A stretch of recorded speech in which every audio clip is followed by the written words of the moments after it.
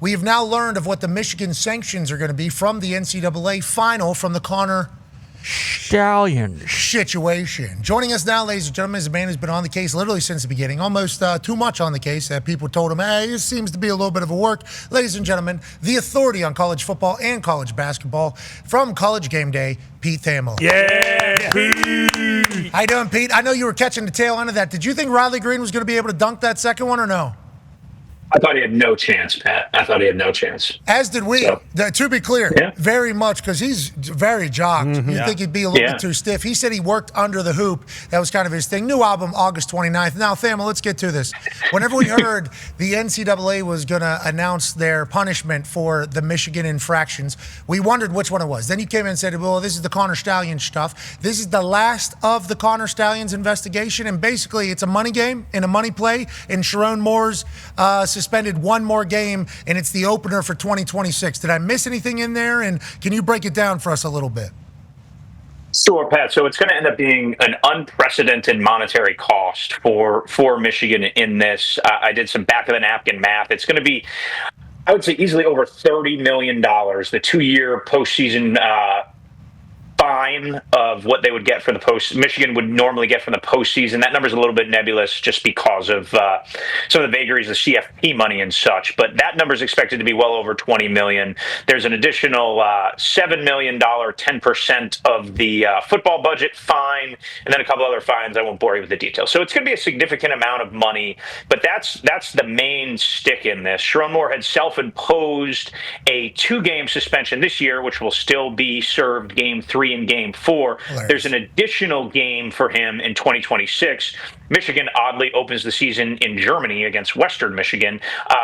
Moore still has the option of whether or not to appeal that singular game suspension for 2026. So we'll see if he ends up doing that or not in the upcoming weeks. And then Connor Stallions himself, Ty's personal hero, he has a 8-year show cause coming to him, which is essentially a employment ban. So Connor Stallions, it's highly unlikely we will see him on the sideline or on watching someone else's sideline.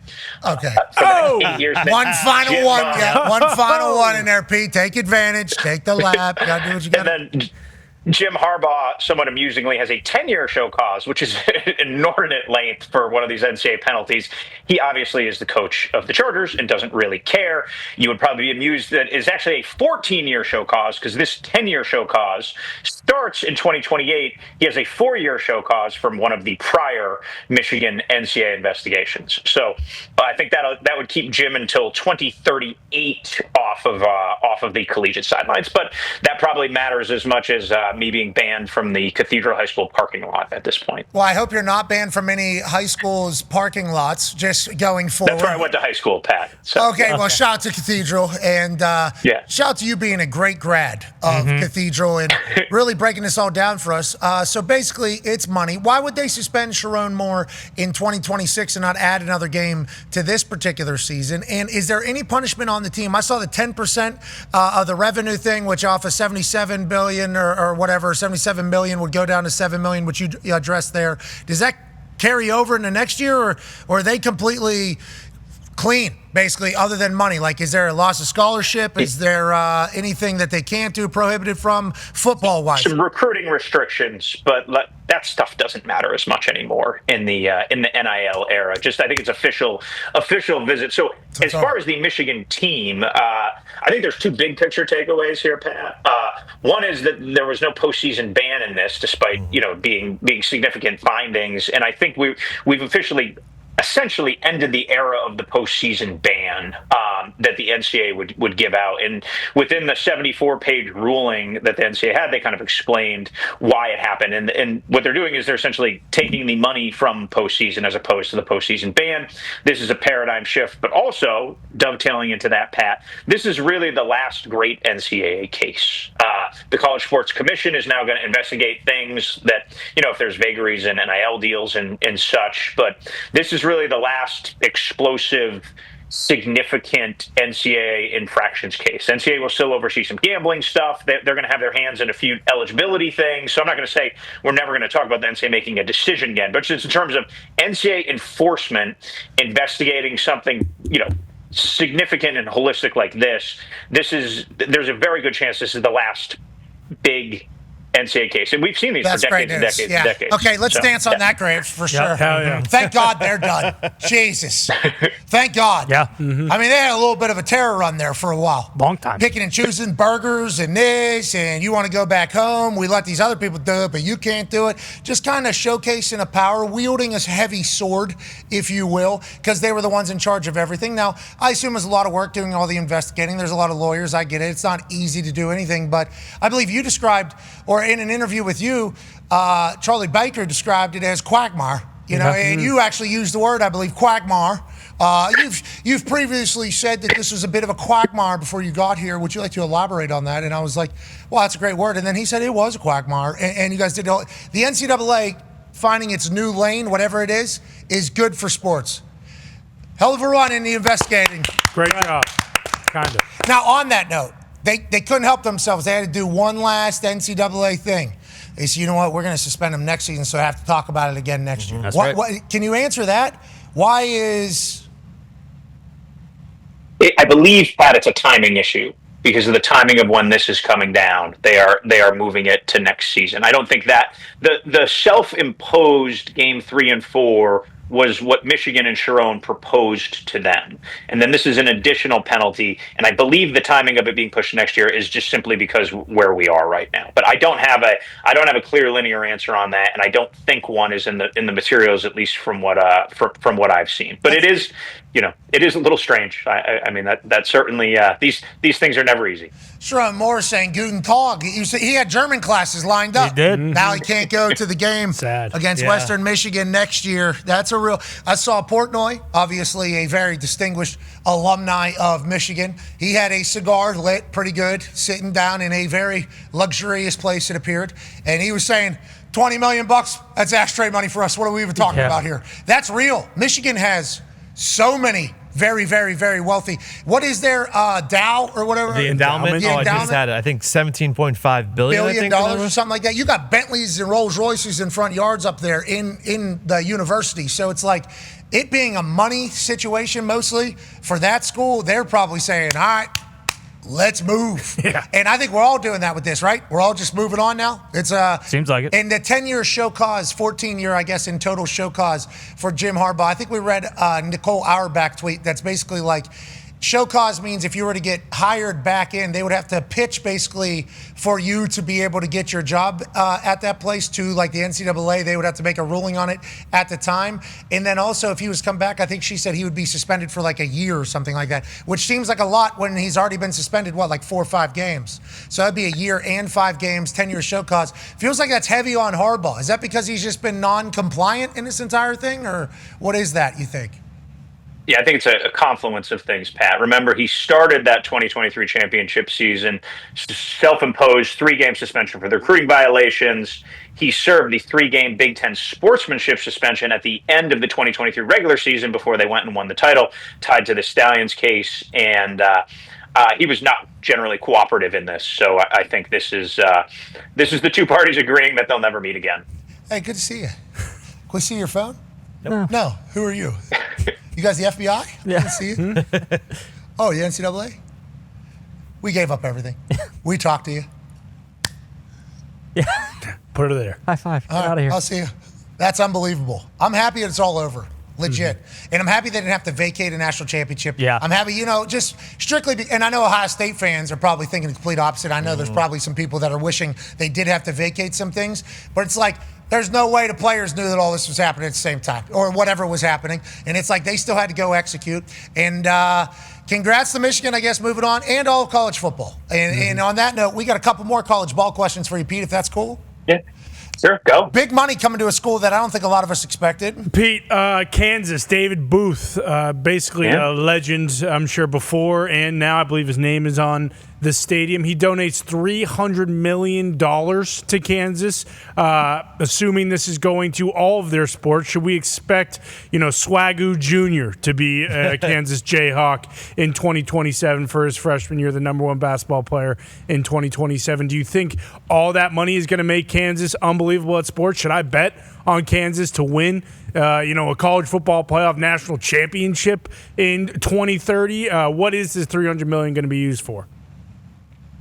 Great question, Connor. And I don't think I've ever seen a school shift like Kansas has had and go so hardcore in investing in football as it has in the past, I would say, 4 or 5 years under athletic director Travis Goff. A majority of that money is going to go towards the stadium that you see in the picture here on there, David Booth Memorial Stadium, not surprisingly. Kansas didn't play home football games in Lawrence last year, if you remember. They played some in Arrowhead. They played at the MLS Stadium in Kansas City because they were amid the multi-hundreds of millions dollars refurbishment of Booth Stadium. So part of this is going to go towards phase 2 of this project that is named, obviously, after David Booth. But you can't give Kansas administrators enough to getting there a few years ago, realizing if we don't have vibrant, big-time football, our whole athletic department could get left behind in this new era, which is so football forward. Obviously, Kansas has had unbelievable basketball, since James Naismith was there, right? Bill Self has had a run of dominance there. That's,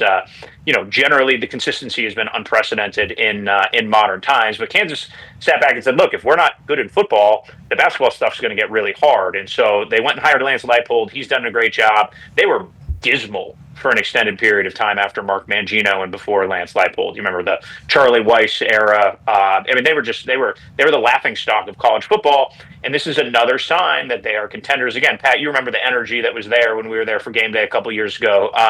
You can feel the momentum growing. Jalen Daniels obviously has his last season of eligibility this year. They should be good again.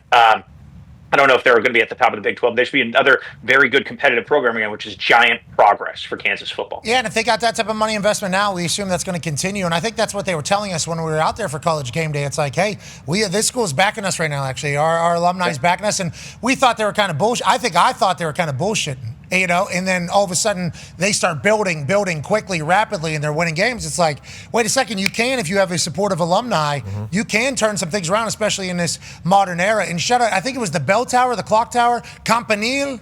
And Carly. Yeah, I remember it was a super paisan name of the bell tower. That campus was awesome. They're giving away beers, I think, at one of those places. Wagon Wheel, maybe? Was it the Wagon Wheel? They were that place was alive. I was TCU, right? Yeah. That's when TCU went to the national championship, too. Yeah, and that's when they walked by us. Yes. That was the first time that TCU team walked by, and I said, my first reaction was, holy hell, these dudes are gigantic. They were so tall. It's like being on the field, obviously you see that, but that Kansas team had that run. Now they got money behind them. Why not keep it rolling? Speaking of money behind them, last question here for you, Pete. Actually, 2 more. I'm sorry. Go ahead, Ty. Yeah, Pete, speaking of the money, we've seen basically what Texas Tech is doing with their entire athletic department, and now they're kind of like the hot pick to click, like, hey, this team could potentially win the Big 12 this year.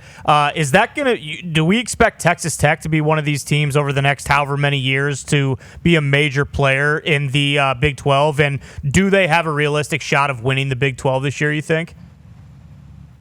I'll start with the second question, Ty. I think they have a realistic shot of winning the Big 12. I don't think they're the favorite, but look, if I had told you this time last year Arizona State was going to be the Big 12, you would have thrown me off the air and thrown some smelling salts under my nose to make sure I was okay. The Big 12 is a wide open league.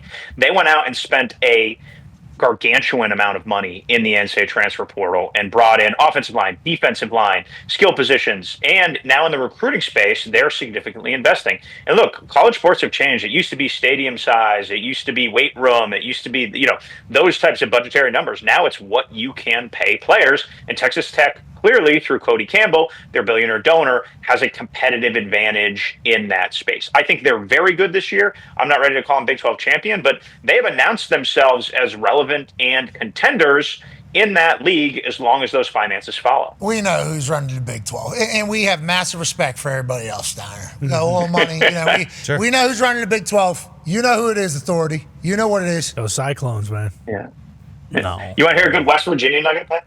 Oh, so you did know who I was talking about. There we go. Yes, I got a great West Virginia nugget yesterday. A little hard edge nugget. Okay, let's get that. Search yes. So Rich Rod, your former coach and friend, is a maestro of tempo, correct? Oh yeah. Like that is one of his things. He's one of the godfathers of tempo, really, and everything. So I was told reliably, Pat, that They will now bring 8 ball boys on the road with them this year just to get the ball in quicker, because 4 wasn't enough for Rich. Well, I think if you have the right 4 is enough. I think what Rich saw was, we got to turn over a lot of things around here, okay? And if you saw what happened in practice the other day, that would be that department. So if you saw, that right there, you talk about ball boy, that's equipment manager in the stripes there.